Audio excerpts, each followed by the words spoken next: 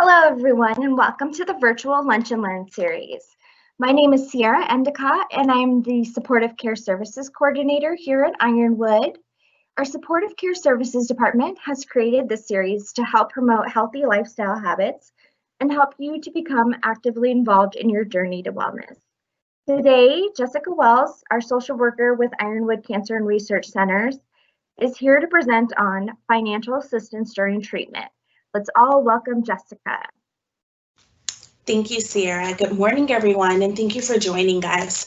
I'm super excited to talk to you all today about financial assistance during treatment because, of course, nobody saves for a medical emergency. So today I'll share with you some information about where you can get some financial assistance when you need it the most.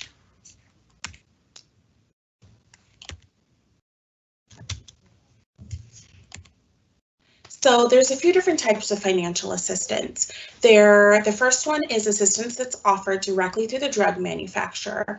And assistance can come in the form for either your oral chemotherapy or your IV chemotherapy. And typically the benefits coordinators that are designated at every office can provide you with information regarding the eligibility. So that's not anything that anyone here at Ironwood manages or determines, but it's based on what might be available specifically through the drug manufacturer. They do typically have some type of insurance qualifications and eligibility requirements, as well as financial. So that's just something to keep in mind. The other type of assistance are through nonprofit organizations that are either local or national. And so today we will kind of go through and talk a little bit about some of the local organizations that are based. So who's eligible? For the vast majority of the resources, the only qualifier is a diagnosis of cancer, regardless of the type. Prostate, breast, lung, regardless, as long as you have an active cancer diagnosis, you're eligible. A lot of the assistance organizations do require you to be in active treatment. So that means that you have received treatment within the last 30 days. So that treatment can be IV chemotherapy, it can be oral chemotherapy, radiation, or some type of surgery. Unfortunately, for those that might be on some type of letrozole or anastrozole for a period of 5 or 10 years, that does not qualify for these organizations as being in active treatment. For some other organizations, the eligibility is based on income. You must fall within the federal poverty guidelines for that. So it is income based. They want to know, are you currently working? What's your employment status? Are you receiving any type of disability benefits? So on and so forth. The organizations, because they are for those whose lives have been impacted by cancer, do typically require that the financial need is directly related to your diagnosis or treatment versus a history of financial crisis. For example, you're just recently diagnosed with cancer and are no longer able to work your full 40 hours a week. That would be a reason that you would need the assistance. Or you've been diagnosed with cancer, you're living on a fixed income, and financially you're unable to afford your out-of-pocket costs, such as your copays, deductibles, so on and so forth. That type of financial need would qualify you for eligibility for some of these financial assistance programs. What's covered? Anything that is non-medical. And I know that that can be frustrating for a lot of our patients here because the financial strain is the direct result of chemotherapy, radiation, surgery, having to meet a deductible, having to pay for medications, so on and so forth. With these programs, though, they do require you to complete an application that would cover other expenses. So for example, a household utility bill, APS, SRP, water, electricity, gas, portions of your rental costs, portion of your mortgage expenses. Transportation, if you're a patient that's going to radiation and are having to drive, say, from Queen Creek to our Chandler office every day, 5 days a week, that's going to eat through your gas a little bit quicker. So you could essentially apply for assistance to help offset the cost of the transportation. Groceries as well. There is a donor that's locally that will provide some grocery assistance if you have not only a cancer diagnosis, but also financial need. So again, they do not cover anything medical. So you could not apply to have a copay taken care of. You could not apply to have your deductible paid for. You could not apply to have a prescription covered. But the idea is that if you get the other expenses, again, a utility bill, rental or mortgage, gas, groceries, if you can get those costs covered, that then leaves you with that extra to go towards the medical. So say you spend $300 on groceries, but you get, say, $300 in groceries covered by a donor. That's an additional $300 that you have that you could essentially utilize towards, say, copays, prescription costs, a deductible, so on and so forth. How to apply for assistance.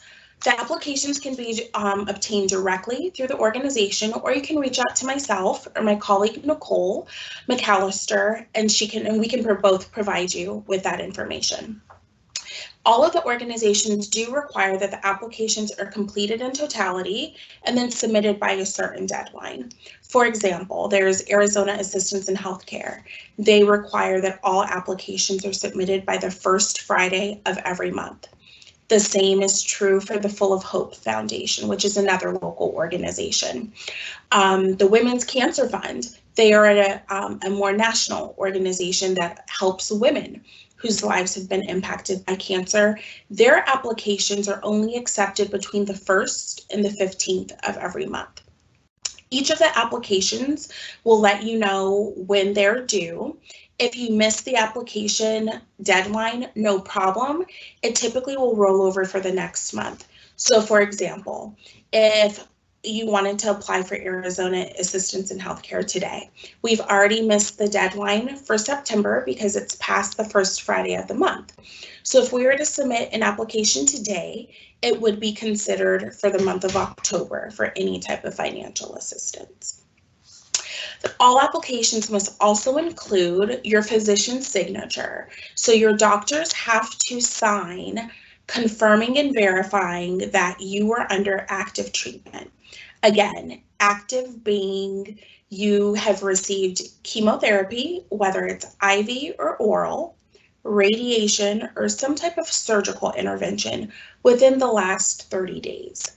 The applications typically also require additional information in regards to what your estimated length of treatment is. Whether you're expected to be under treatment for 6 to 9 months, 9 to 12 months, so on and so forth. The physician does have to provide that information. In some situations, the social worker is able to provide the attestation form that's needed, but in most instances, it's the physician's signature that's needed.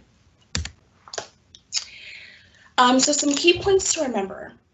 Each organization that you submit an application for will communicate directly with you regarding the outcome of the application unless otherwise noted. For example, the application for Froth and Bubble, which is our generous donor who provides grocery assistance. That's an application that has to be submitted directly by the social worker. So either myself or my colleague Nicole has to submit that application on your behalf, and then the donor provides us with the assistance that we then provide to you.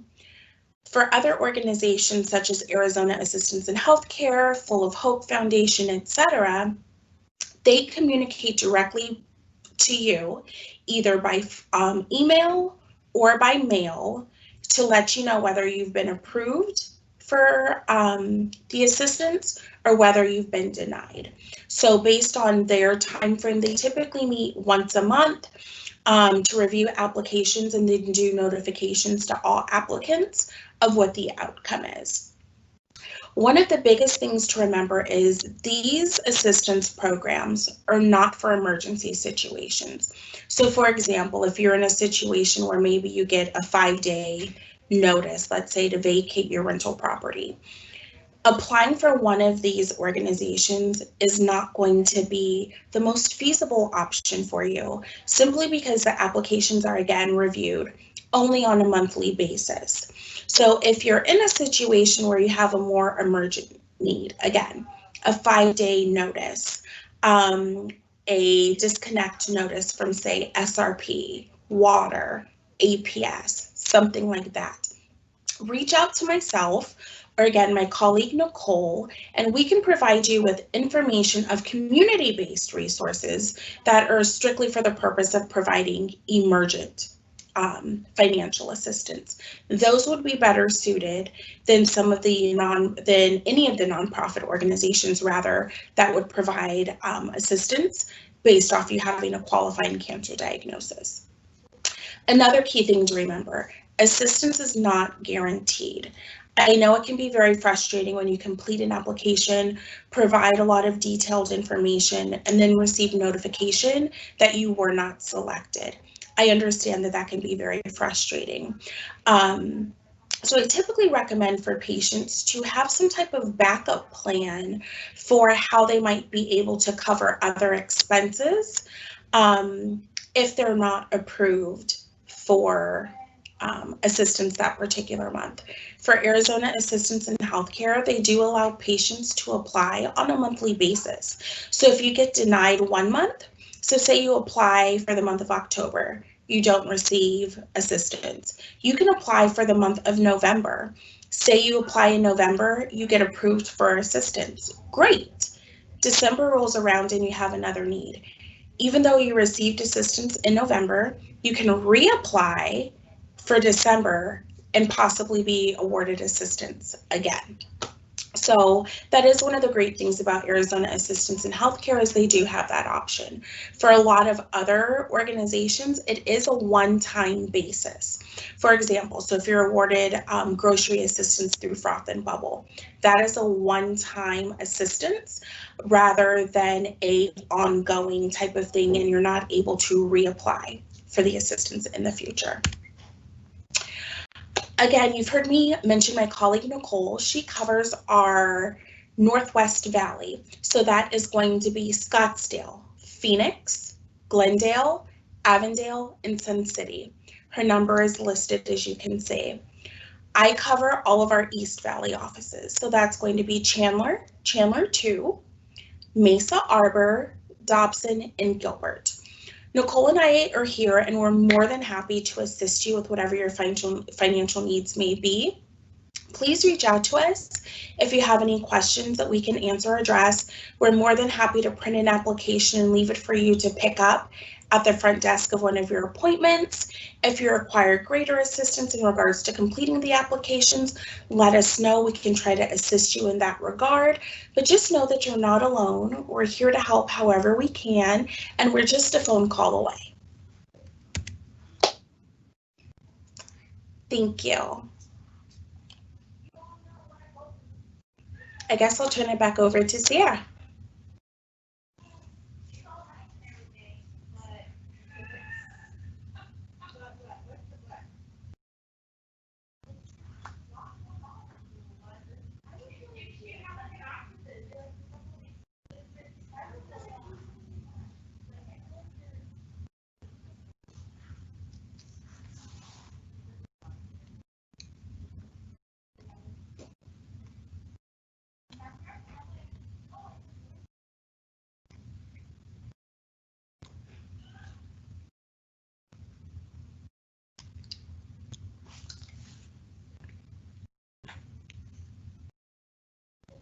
Thank you so much, Jessica, for that valuable information. So we do have a few questions here. And to begin with, Are you guys actually the ones who can provide answers as to whether the patients are going to receive financial assistance from those applications, or will the foundations themselves provide answers with regard to that? The foundations themselves typically provide the answers. And it will typically let you know on the application that how they will communicate with you. That's also, if you have a question about that, that's something myself or Nicole can also help you with and provide. But in most instances, they communicate with you directly, strictly for the purpose of any assistance that they do provide to you. They pay directly to APS, SRP, your landlord, or your mortgage company. So they communicate directly with you so they can confirm all of that information. Great, thank you so much. Well, thank you once again for that valuable information, and thank you to all of our viewers. We appreciate you tuning in for our virtual Lunch and Learn, and we hope that you join us next week for our Lunch and Learn with Russ Behrens and his CT and PET team for PET versus CAT scan. Thank you for joining us, and for additional information on our virtual Lunch and Learn, please reach out to our Supportive Care Services Department at wellness@ironwoodcrc.com. Take care.